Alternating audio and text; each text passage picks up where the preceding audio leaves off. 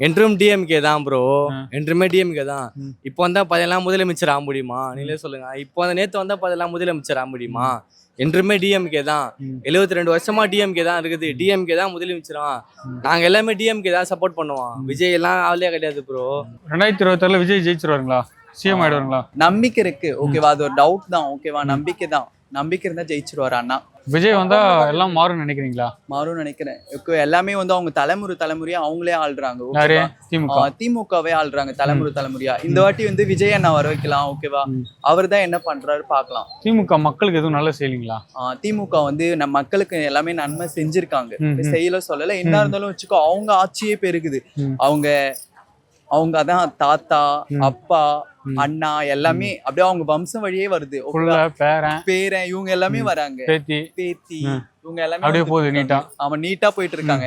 இப்ப இது ஒரு வாய்ப்பு இல்ல விஜய் அண்ணாவுக்கு.